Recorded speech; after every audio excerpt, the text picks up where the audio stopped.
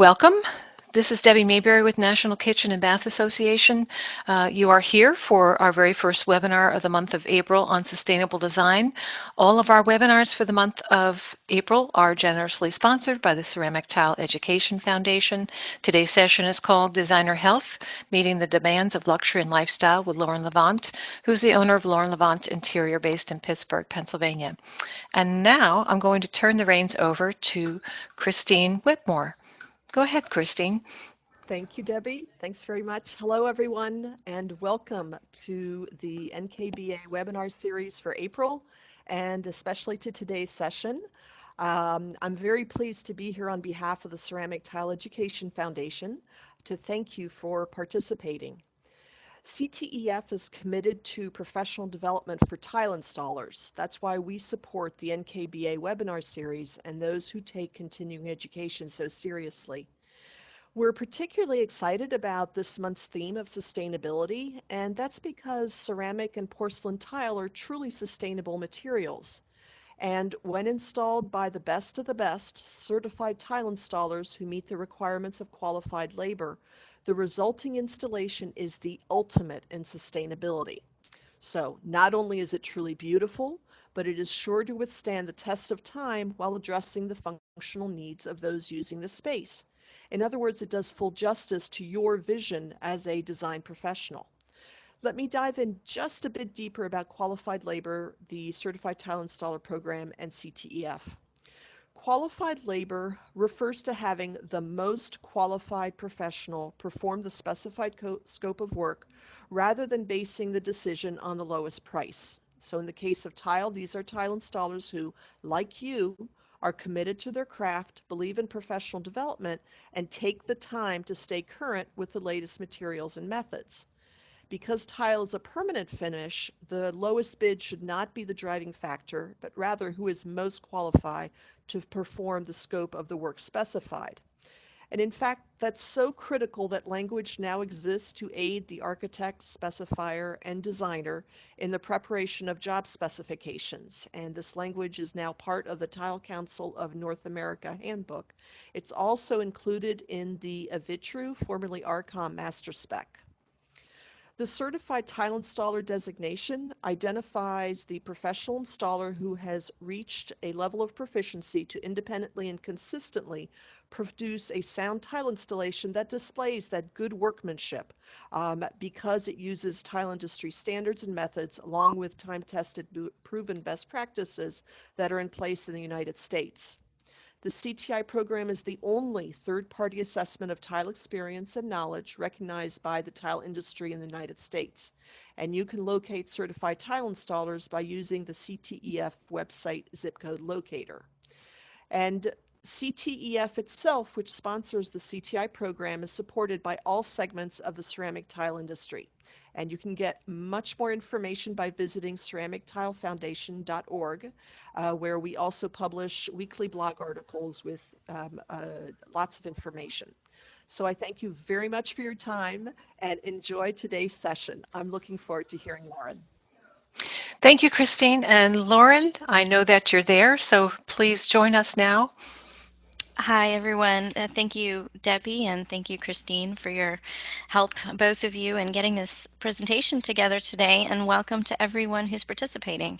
It means a lot to me that you're interested in the topic. And I just wanted to also let you know that this presentation is going to be informal, and you're more than welcome to type questions and thoughts as we go along. And Debbie will actually transmit those questions in the presentation. So that means that if I'm on a slide that interests you or you have a question about, you don't have to wait until the end to ask it. We can actually cover it while I'm still on that topic. So please feel free to do that. And Debbie, thank you for your help in that. So I think what we'll do is we'll just get started. And this topic, of course, is near and dear to my heart because this is something that I've been practicing as a designer and I have felt has been meaningful for myself and for my clients, as well as the designers on our team that are growing in the field. So I believe that this is an important subject area, and I'm hoping more and more designers across the country will start to focus more on this in their own projects. So I'm excited to be here today. So, first, a few statistics, and these are things that have surprised me and actually are informing my thinking all the time as I approach each design project. Knowing how important health and wellness is to my clients is driven somewhat by the questions they answer, but also on statistics. So I thought I'd share a few of those with you today. And one of them is that Americans spend a lot of money on health and wellness and fitness. $112,000 for the average American, not just the wealthy ones, is a lot of money. And likewise, they're spending a lot of money and time getting healthier foods. A huge increase in organic produce in markets now from previous years. So it's really showing that while the general food market is stagnant, the organic food market is really booming. And that sends a pretty strong signal to all of our different industries that health is really important to people at this point in time. And that translates to sales, and sales translate to dollars in all of our pockets. So this is good to know.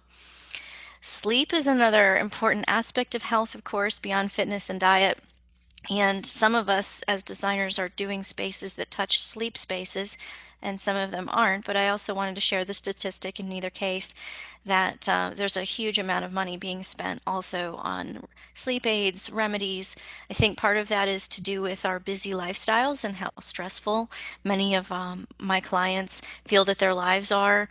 So they're looking for ways to mitigate that always on, always going feeling and to try to feel more rested, more healthy. And there's going to be a lot of different ways as designers that we can actually approach that beyond prescribing them sleeping pills, which is going to be somebody else's job. We can do things for their own space to help them to sleep better, and that's going to definitely impact their health. Finally, indoor air quality is something that as kitchen designers, we often talk about in terms of extraction and ventilation, removal of grease and odor. But indoor air health in general is a bigger issue than just how do you ventilate a range area properly. It also has to do with the quality of the air that we're breathing throughout the home or throughout the office or any indoor environment where we're spending time. We are spending over 90% of our time indoors. And so what that really means is that any decisions we make about air quality inside is going to impact our lives 90% of the time in a big way. And when you consider that there can be over 900 potentially hazardous chemicals in that air that we're breathing, up to 40,000 liters of air is a pretty staggering figure. And we're not even aware of it most of the time. But we are seeing increases in respiratory problems, developmental problems, even, which might not be as well understood, cardiovascular disease, and reduction in life expectancy, particularly for those affected by allergies and asthma, and for younger ones in particular.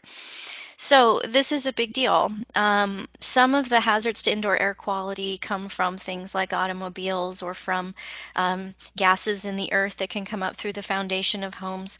But many of the things that are in the air are actually a direct result of the building materials and the furnishing materials that we place into the house. And as designers and specifiers, we are really directly responsible for the materials that we're putting into these people's homes. So being aware of not just in the finishes, maybe the cabinetry, the carpeting, the furniture we're putting in, but also even in the remodeling construction materials, the insulation, the plywood, the grout, the sealers, all of these things that we are thinking of as just extraneous parts of doing a project are actually having a lasting impact on the client's health from the moment that that project gets started in installation phases through the next several years or even decades that they have those materials in their house. So it's really important to become more educated about it. One of the things that I really didn't know, and I wanted to pass along to other designers that didn't maybe know this before either, is that HVAC systems for the house can really be our friend. And if we can't change all of the materials that are in the house, maybe we're not starting from ground zero, maybe we're remodeling and we know there's a lot of stuff in the house that we can't control. um, the HVAC system can be much more equipped to handle and to mitigate some of these factors than I even realized. I never knew, for example, that a ventilator could make a huge difference in indoor air quality, and it's just an extra little box to tell your HVAC guy to put on. Um, you can see this diagram, and this was something that I actually saw at KBIS. Um, there was a company that was explaining some of this, and I thought this was a good diagram. So we're all familiar with the air purifiers. That's the filter, that most furnace systems will have, and and many of us also know that there's humidifiers. But I did not know that there were ventilators. And what ventilators do is they pull in fresh air from the house. This is different than a makeup air damper, which kitchen designers are very familiar with, which is really just a flap that allows a little bit of air into the house when you pull out too much air from a powerful CFM fan in the kitchen. A ventilator is a passive, like let's call it a hose or a drinking straw. So your house is constantly sipping fresh air when you have a ventilator on your system. If you don't, and this is what I never knew, I don't know why I didn't know this, if you don't have a ventilator, which is very out of the ordinary to have for some reason, I now think they should be required now that I know about them. But if you don't have one of these and specifically ask for one of these, your house does not breathe at all.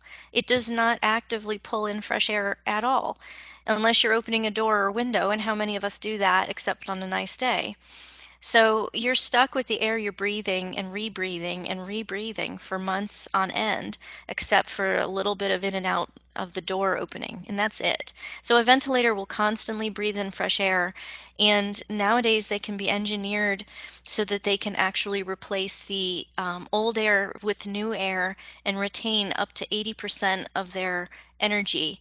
Meaning, if you've paid to heat the air in your house or air condition the air in your house and you're afraid to pull in all that fresh air that might be too cold or too hot and what that would do to your heating bill, they have engineered these ventilators to be able to capture 80% of whatever you've done to change the temperature or humidity of your air as it's coming in.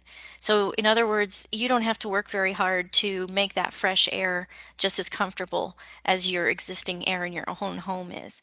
So, this is a critical thing because that's a fast way to immediately impact the indoor air quality. But we're going to go well beyond that today and dig into the other proactive things that are directly related to the design business that you can intentionally put into your projects that are healthier alternatives to potentially unhealthy choices, and that look great and that clients would be willing to pay for.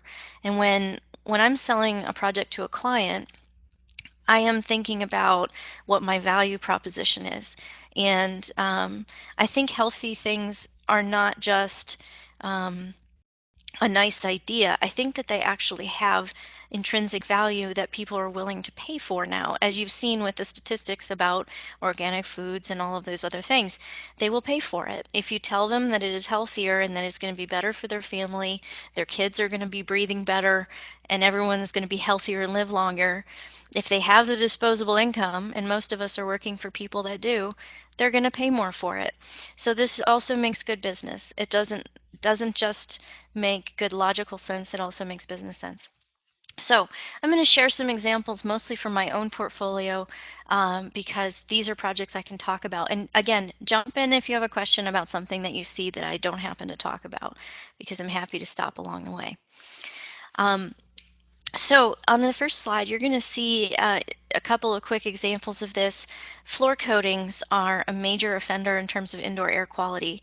Pre-finished wood floors take a little bit of that out of the equation and focus on the coating process happening in the manufacturing plant. But for houses that already have hardwoods and need to be refinished on site, there can be some really noxious fumes that are generated. There are non-toxic floor coatings available now. There's not very many, but I am going to show you a couple of examples, and this is one, which is almost a semi-opaque floor stain that was a non-toxic material. And by the way, if you're wondering what brands things are, generally speaking, I've been asked not to share specific brands, so I'm just going to talk about categories of product. But if you're within reach of Google, you can probably find a bunch of brands that are doing some of these things. Another thing that is also a very healthy thing to keep in mind would be the type of fabrics that are going on your furnishings. So your furnishings are going to have typically an upholstery fabric, a fill, like a fiber fill or a natural latex fill, and the upholstery fabric itself. The upholstery fabric has the power to have a lot to do with indoor air quality as well. Anything that has a stain-proof coating or a fire-resistant coating has a good chance of having chemicals in it that are proven to be carcinogenic, sadly. And one of the ways to mitigate that is to use products like leather, for example, that are wipeable or more wipeable than many of the natural fabrics are, but don't require a coating in order to do that. Another shot of this project. We also chose natural fibers for the wool carpet. That's a combination of wool and silk. Both of those are naturally very cleanable, so they don't require any kind of special coating. So wool and silk are luxurious, beautiful materials. They're high-end, and fortunately, you can also sell them on being healthy. And they truly are, and they're very easily cleaned if you know how to take care of them. The rest of the space was painted again in non-toxic paint. There's a number of lines using that as a selling point, and and the fill of the upholstery again is another thing to really be mindful of, because cheaper furniture is often laden with a lot of unhealthy fills and even frames that are treated with pretty rugged chemicals. So you just want to be aware of that.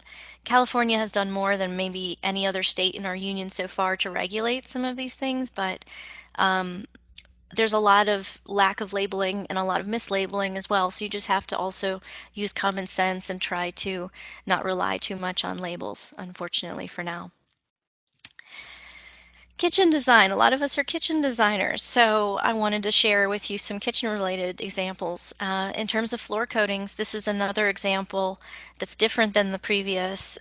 This is an oiled floor finish. Many of you may already have been hearing about oiled floors as opposed to a stain or a polyurethane. An oiled floor absorbs into the wood, and it's typically a hard oil, so it's different than a mineral oil or a soft oil. It's actually going to harden and create a protection barrier for the wood. But it's organic and healthy, and you don't have to worry about moving the family out when you're redoing the floors. And even better, you can spot patch. Like if you had some damage, somebody dropped something sharp on that floor and created a dent or a scratch that needed to be fixed. With conventional floor finishes, you might have to resand the entire area because, just repairing a little patch might be on not a solution. With an oiled floor, you actually can treat just a little patch area. So this has actually become more used by commercial spaces as well. In our own studio here in Pittsburgh, we put in an oiled floor finish because of the ease of maintenance, because we want the floors to always look good, and if they get scratched up, we want to be able to touch them up easily and quickly and not have to move the office out in order to do it. So this is an example. We are also showing here an ultra compact quartz surface, both on the island and on the hood facade. And I bring that up because sealing stone is also another place where you can potentially see chemicals in coming into the house needlessly and potentially transferring even to food. If you have to put a sealer on top of a natural stone to prevent it from staining, then that chemical is going to come into contact with all of the food that's prepared on that surface.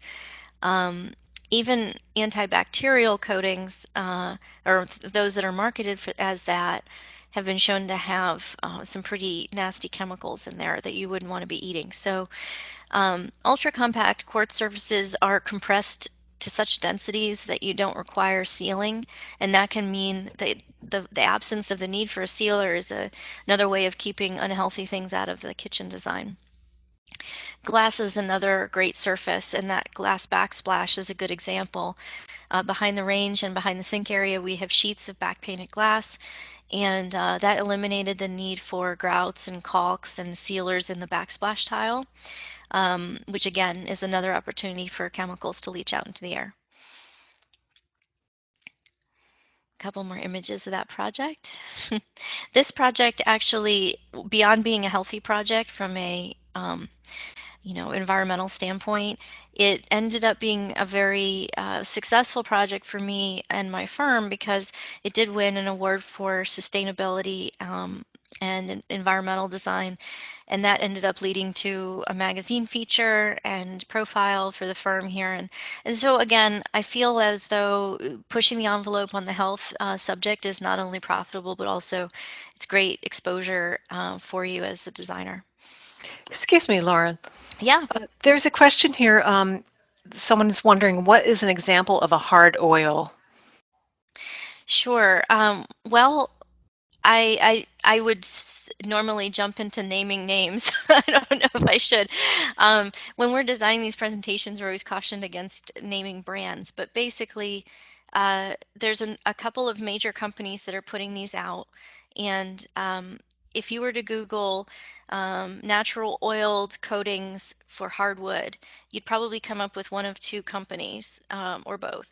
And basically, what it is it's a part A and a part B mixture, and you add them together, and then there's like a working time, and you put the oil on with a floor buffer in a similar way that you would polish maybe a polyurethane floor.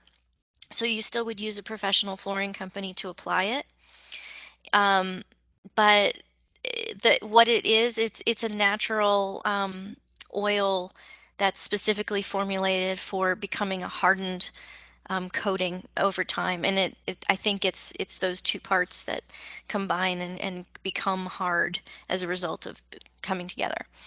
If you wanted to reach out to me, I'm on Instagram or on the website.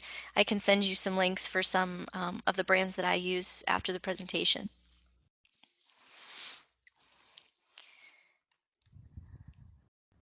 Okay. Water filtration. So there's another kitchen with quartz surfaces that again don't need to be sealed.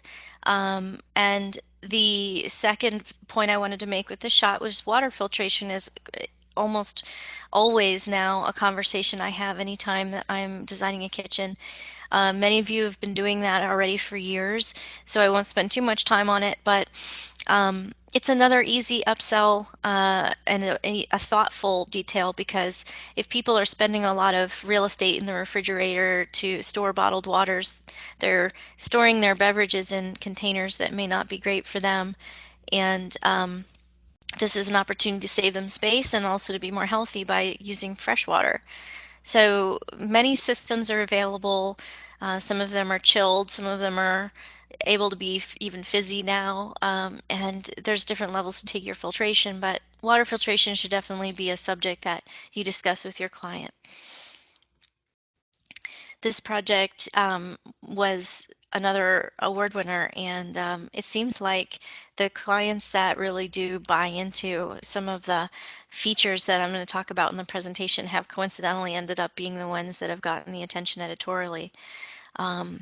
We also used a backsplash that was glass in this case. I'm a big fan of glass. It's easy to clean. You don't have to put sealers on it in order to keep it cleanable. And it's just beautiful, I think, as well. So sometimes form and function come together. And I should also note that, of course, a lot of the refrigeration brands also have integrated filtration of water inside of their refrigerators now too, if there's not room for a second faucet in the kitchen.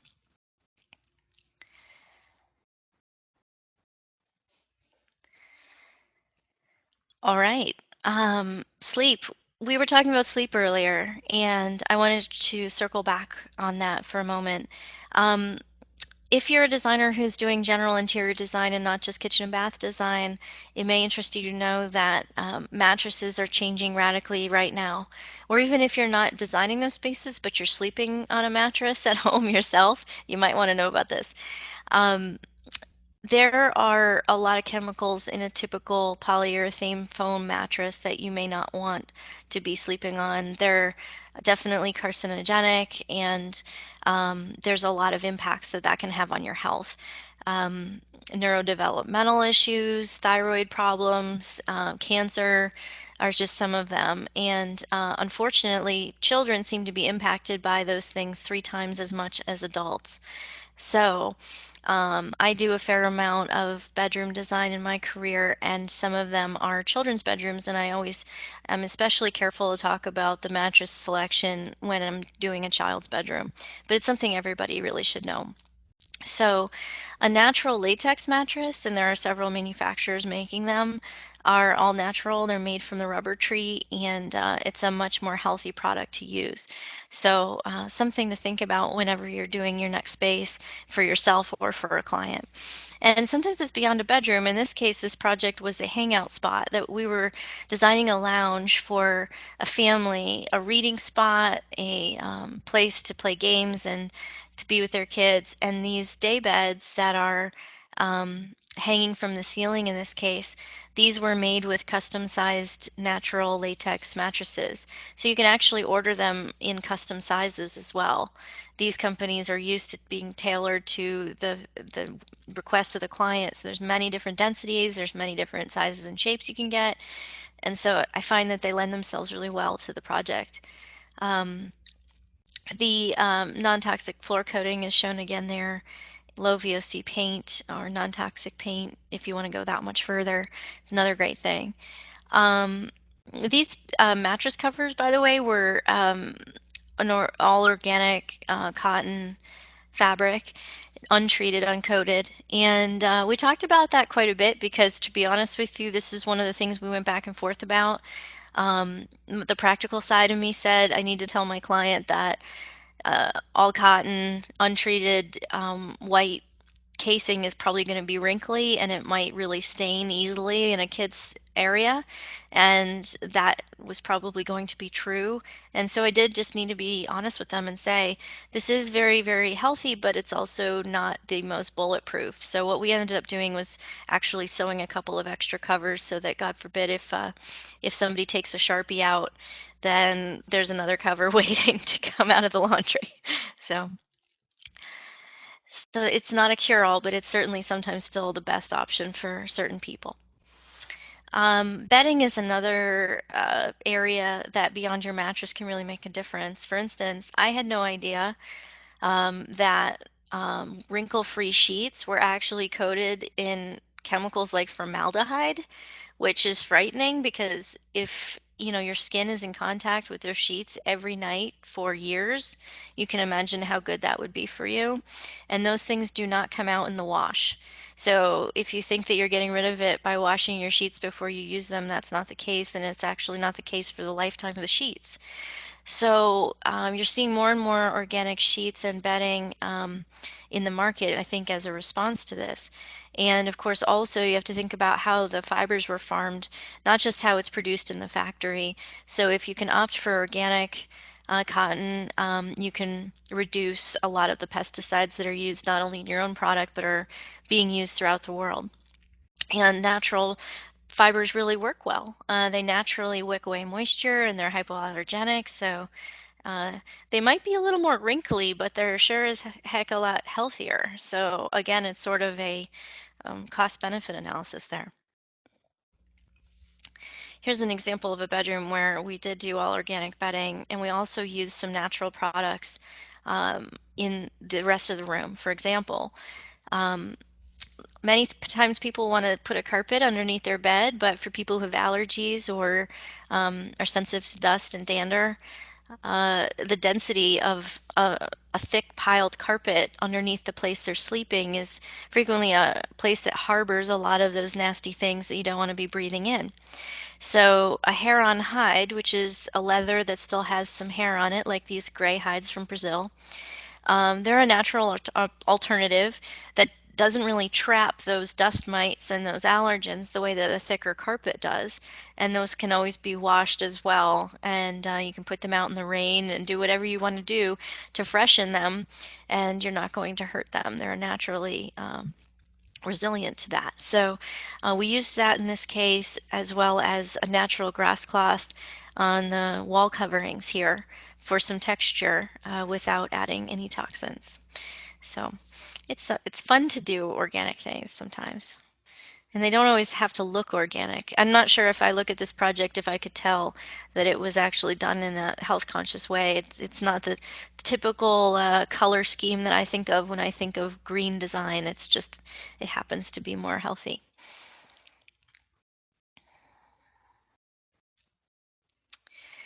As I said, nurseries and children's rooms, big focus on non-toxic materials. There are certain specialty furniture lines that are focusing on non-toxic materials and finishes for children's rooms specifically, so you can find gliders and all sorts of things for that if you're interested in it.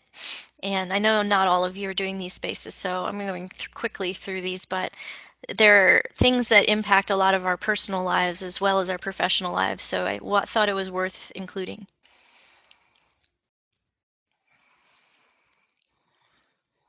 Another wool carpet here for easy clean and non-toxic so that the kids can get on the floor without worry. And the nursery furniture is all from a non-toxic manufacturer.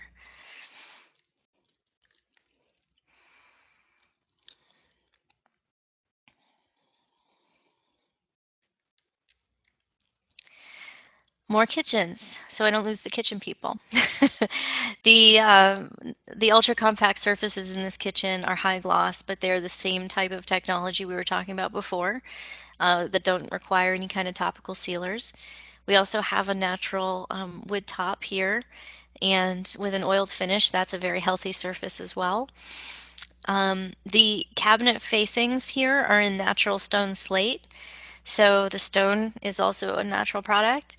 And the floors are an oiled white oak with kind of a cerused look, which gives you that sort of white highlight. And the fireplace is in a naturally rusted steel sheeting. So that wild coloration isn't paint product, it's actually just good old-fashioned rust.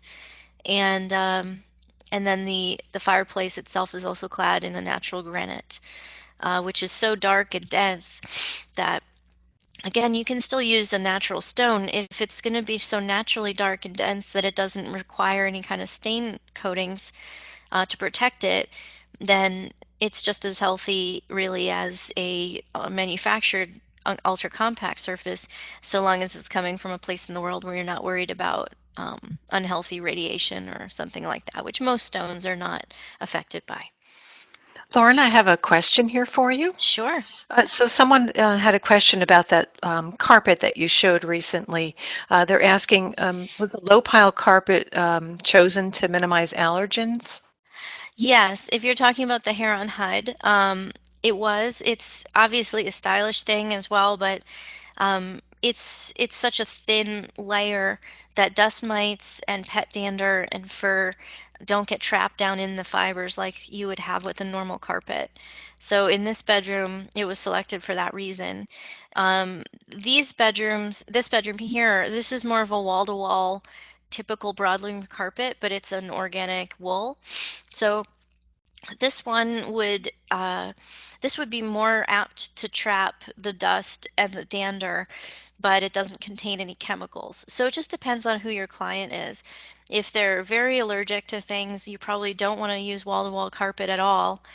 But if you find that they're okay most of the time, but they really just want something that's okay for the kids to crawl on and touch and lick or do whatever the kids do, the wool is a great option because it's so cleanable and it's natural.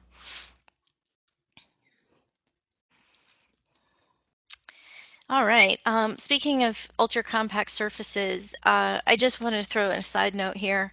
I'm doing an interesting project with ultra compact surfaces now that's going to involve this big bar wall, and I wanted to mention it because you can use materials like this in so many different applications beyond kitchen and bath.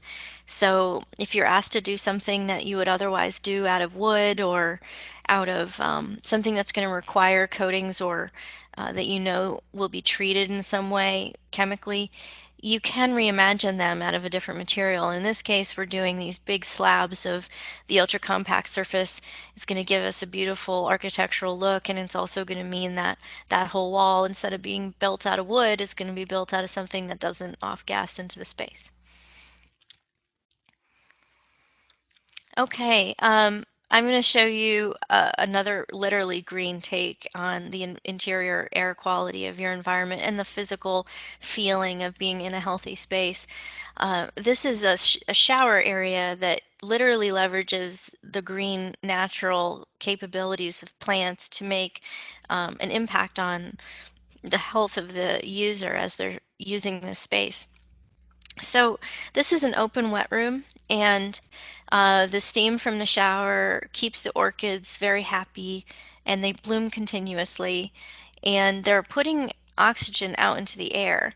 In fact, orchids put out more oxygen at night than they do during the day. So if you have the opportunity to use them in a bedroom or in a master bathroom where, the air is going to be moving around during people's sleeping hours, they're going to get the maximum benefit out of live plants like an orchid. But regardless of the type you choose, plants in the house can really make an impact, not just on air quality, because they are filtering the air and putting more oxygen out and taking more of this carbon dioxide away, but they're also just restful and they have an effect on our senses.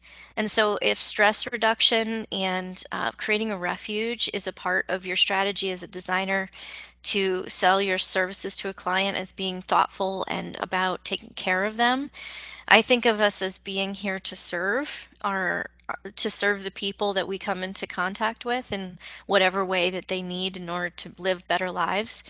I think of taking care of them as one of those responsibilities in a psychological way as much as in a physical way. So I think plants can do a lot to soften our inner environments in the inside of our homes, and that shouldn't be overlooked.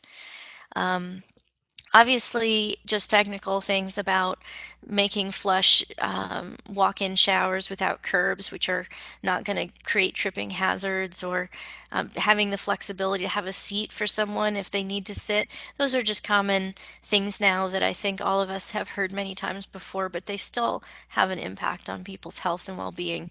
It only takes one fall, it only takes one injury to make people appreciate that you thought about that, and that you were still thinking about it when they worked with you on their project.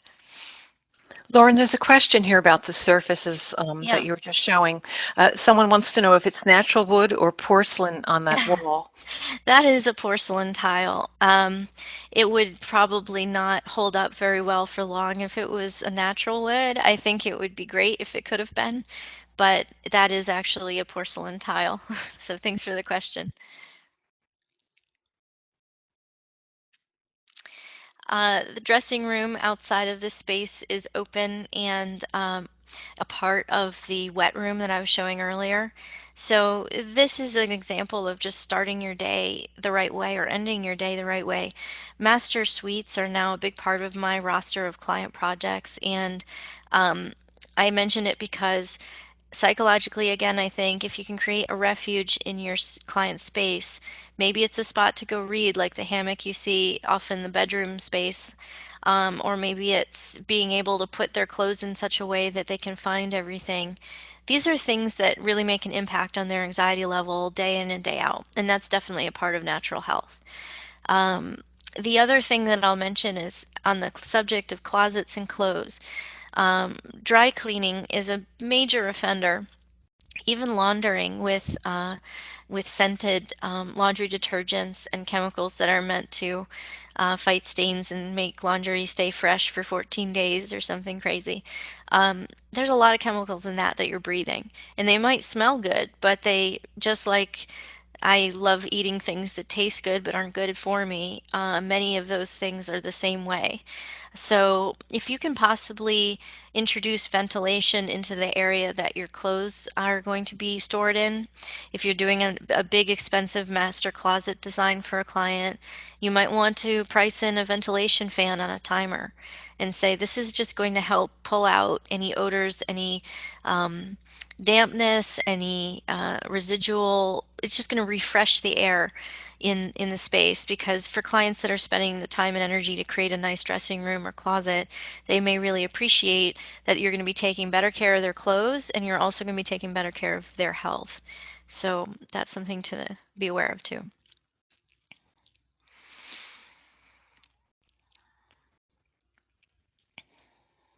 Just another photo of that concept.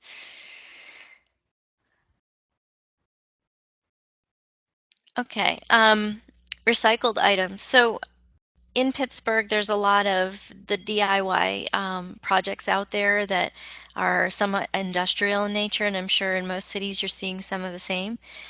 This is a project that was a low budget DIY kind of effort, and I threw it in here just to remind you that recycling items, whether they're um, found sculptures or even things like firewood materials, they can become a decorative element that doesn't require the production of new cabinetry or staining and, creating toxic environments for your clients. So these are slices of natural firewood that have been applied to frames and are functioning to hide the components and the speakers and so on for the entertaining area.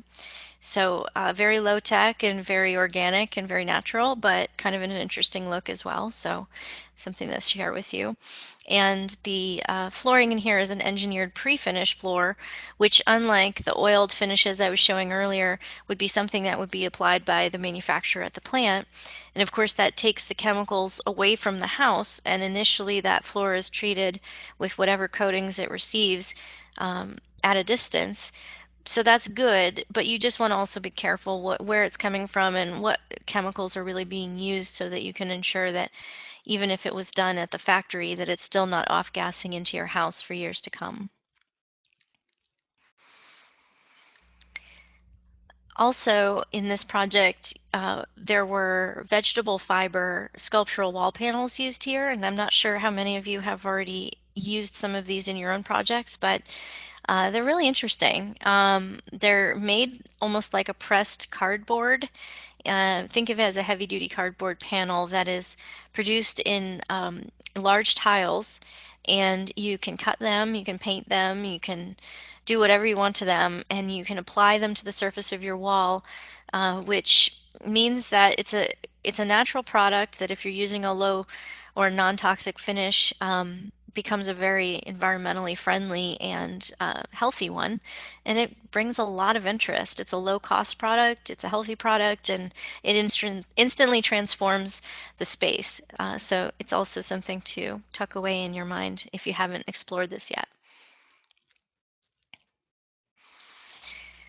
Another quick note, our studio is actually currently involved in another fun project with ultra compact surfaces.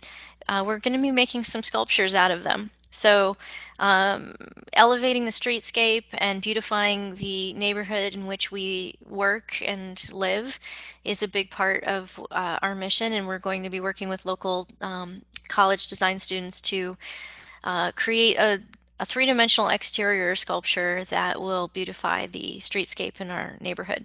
So also think beyond, when you're thinking about ultra compact surfaces, think beyond the countertops and even the wall cladding, like I showed you with that bar. Think about what could you do if you were designing a outdoor living space or a water feature. I mean, they can be used vertically and horizontally and every which way. So it's a really fun material to explore, and it's something that I am excited about.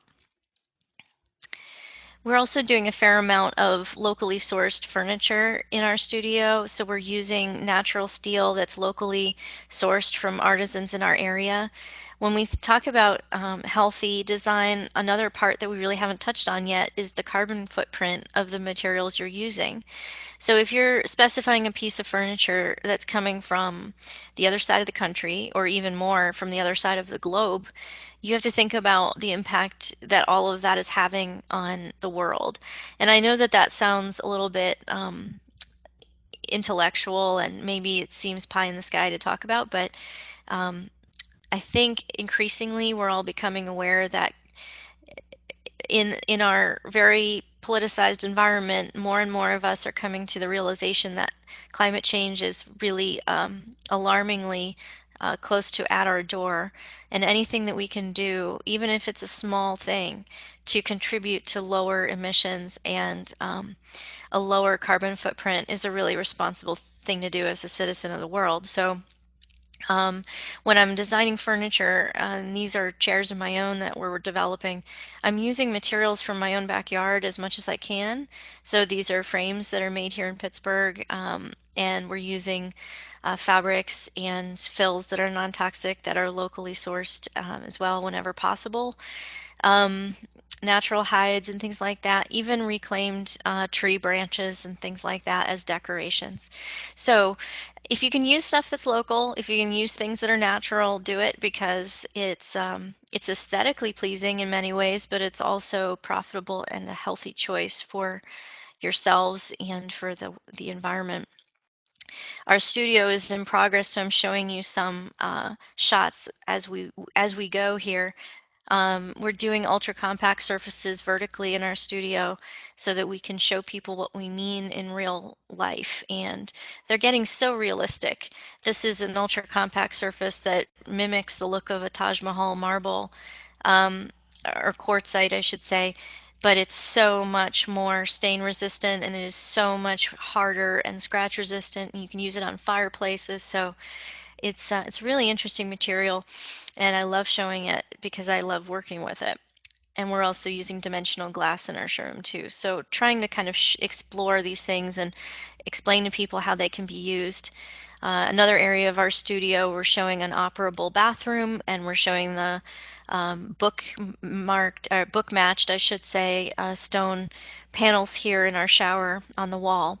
So the ultra compact surfaces allow you to do the book matching on a predictable basis, which is wonderful. And if you're going to do a big wall with a lot of repeating um, book matched slabs, it's almost the only way, because Mother Nature doesn't really give us that opportunity to do multiples very often in the same pattern. So it's another thing to keep in mind if you're doing a project like that.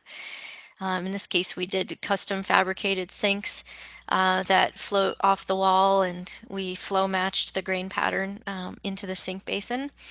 And you can see Meatball. She's our resident, uh, I guess, she's a little bit of a clown, and she's always in the studio every day. She's probably snoring if you can hear her in the background now as I'm giving my talk. She's not as interested in what I'm saying as when dinner time might be.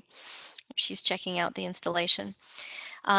Another project in our studio that's in progress, and I'll show you some examples about this. I was telling you that I had experimented with some organic finishes on the floors, not only in my clients' projects, but also in our studio, because we want to be able to touch up our floors whenever needed. So this floor you're seeing now that's in that dark walnut color is actually a red oak floor. It has been ebonized with a mixture of vinegar and steel wool, and I'll show you some progress photos. If you haven't researched ebonizing, it's very easy to do as a DIY project, or of course you can hire someone to do it for you. But it's a completely organic process, and it can take a cheap red oak floor that nobody thinks is fashionable anymore and turn it into something like this that I think is a really deep, beautiful color. And it's a very, very organic and healthy finish that you can replenish at any time. The cabinetry here is in recycled leather, which is another environmental product. And we've used, of course, low VOC paint throughout the studio too. So please excuse the cell phone shots here. We haven't finished the space or professionally photographed it, but I wanted to share these things with you as they're happening. We also are featuring direct plumbed coffee systems because that's another healthy thing that our clients really love hearing about. Instead of having coffee tanks that are filled with stagnant water, they can have direct plumbed coffee where the water comes in fresh. So we're showing that in real life. So this is a nasty progress shot, but just to quickly show you how red oak transforms with ebonizing. That's literally just vinegar and steel wool. You soak it for a week, and it turns its magic color, and then it will stay. It will literally color your floor. It's not a stain. It's just reacting with the tannins in the floor that are naturally there. And every wood species reacts differently. So oak floors turn color differently than pine floors do, or other species. So you really have to experiment, but it's a lot of fun. And I actually did this floor myself and was really excited about it when it was finished. So those are some more shots of that as in progress. Um, Waxing. I wanted to also mention waxing finishes because many of us are using more metals in our designs. And instead of doing very toxic metal finishes, you can also use Gilder's paste wax, which is what this detail was finished with. We inserted these into the corner details of our bar top, which of course are backlit. This is a calcite stone. But the paste wax is a it's a low impact finish, meaning that you wipe it on with a rag and it's non-toxic, doesn't have an odor, doesn't have a messy cleanup or a caustic chemical base. So that's something to consider if you need to adjust the color of something. And those are more of our custom bar stools that we've made here locally in Pittsburgh. Natural dyes to the exotic wood veneers are also something we've been playing with. So those um, seats have actually been dyed with a natural vegetable-based wood dye instead of a stain, and it really shows a lot of the detail of the finish, or of the grain, I should say. And the same with this one. This lounge chair's been done in a red version of the dye. So, I think that wraps up my collection of images from my own portfolio this year. And I'm just going to open this up to any questions that anyone might be holding back that they didn't interrupt me with earlier. And thanks so much for your attention. Well, thank you so much, Lauren. This is wonderful. And I just want to put a little plug in here to thank Christine Whitmore and to the Ceramic Tile Education Foundation for sponsoring today's webinar. And there is a question here. Did you seal or oil the flooring that you refinished by when you were ebonizing it? Yes, great question. I did. So these floors, when they were freshly ebonized, they don't have any kind of a sheen them at all, and they don't have a protection. So I went with a clear hard oil finish on top of the ebonizing. You saw some images in the earlier presentation of colored oiled finishes, and there's many, many, many colors. Again, there's probably two major manufacturers of these hard oil floor finishes out there right now in the market, and they sell quite a few colored waxes. But if you want clear, then you can use clear to just protect whatever the look is of your floor, and that's what I used on this level of the showroom. Another question about that particular flooring. So someone's asking, can you get a lighter gray look instead of the dark gray? Yes. So if I go back to oh yeah, this one. This is the level of the showroom where I'm doing a colored gray wax. So this is the same oak, but it's a gray colored wax instead, or oil instead of I did not ebonize this level at all. So I'd call this almost like a French gray kind of a color. You can see little pieces of it in that shot, and then you can see maybe even on the last slide, you can see more of that if I can get back to it. Um, there's many colors of it. Oops, I guess not. Many colors of those waxes, and I did go with the lighter. You can kind of see that in the top center of this slide, color on the first level of the showroom, and then I did the deeper ebonized version on the second and third levels. Okay, and another question here about the fireplace surround. Was that naturally rusted or is it sealed? Oh, I'm going to skip all the way back because it might take me too long to find it otherwise. Hang on a second. You're referring to the contemporary kitchen, I think, with the big metal panels. This was rusted outside and then it was sealed with a clear finish. I couldn't tell you exactly what they put on it, but I feel like it was rubbed on my hand and it was probably some kind of a wax. But yes, there was some kind of a clear coat put on to keep it from flaking or from continuing to oxidize. So the metal workers I work with have some kind of a process for that, and I could probably find out more about it if you're interested. Just send me a message. Great, thank you. And there's a question here about your thoughts on window coverings, fabric drapes, or roller shades with regard to sustainable properties. Well, I guess I have a follow-up question, and if you respond quick enough, maybe you can let me know what you're speaking to specifically. I'm wondering if you're asking me about allergens and preventing, dust from collecting in the window treatments, or if you're asking for more of like an environmentally sustainable direction. But let's assume you were talking about health for the moment. Um, I guess if you're thinking strictly about allergens and indoor air quality, a roller shade, and I like to use in my contemporary designs especially, I like to use those taut um, fabric roller shades that are very architectural. In fact, in this project that we're looking at right now, um, that 4-panel window at the far back of the space currently has a white roller shade mounted to the drywall inside of that window well, and it sort of almost disappears when it's not in use.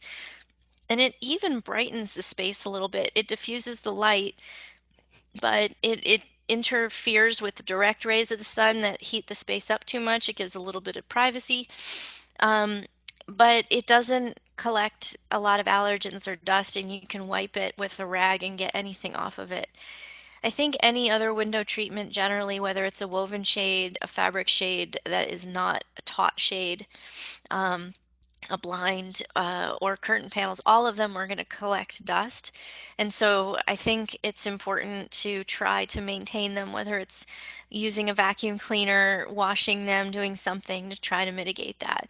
But it's it's definitely important to talk about what the client's looking for aesthetically as well as from a health standpoint. I've had certain clients that have told me they can't sleep unless they have absolute blackness in their in their bedroom, and those clients are going to need a different type of window treatment than somebody who really doesn't care about daylight control but really just wants a certain aesthetic. So I think it's a pretty, I always design window treatments based on the style of the client, the needs of the client in terms of what they're looking to do. And in a bedroom setting, I always have to have a conversation with them about how they normally wake up and with whether the sun is on their side or whether the sun is not on their side. That's a really good point because somatic body rhythms are a big, the sleep cycle protection is a big deal with all of our electronic devices now. A lot of people find that their natural rhythms have been interrupted. So um, increasingly, people are trying to get back to the idea of using natural light going up slowly and coming down slowly as a means of resetting and protecting your body's internal clock and making you sleep better.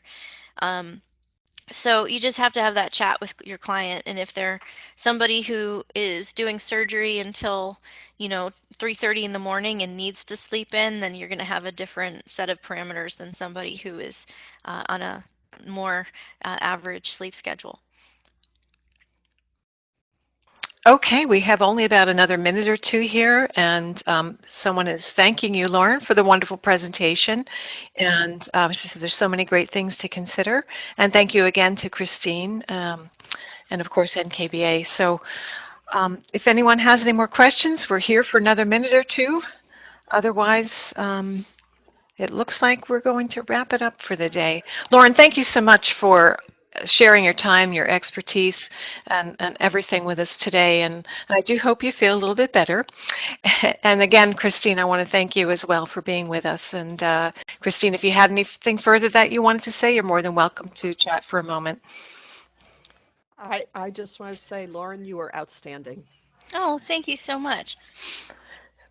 Okay, Thank you well, again for the support, Christine. I really appreciate it. And Debbie, for all of your logistical support and coordination, as always. you're very Yes, welcome. Debbie's amazing. Oh, thank you very much, ladies.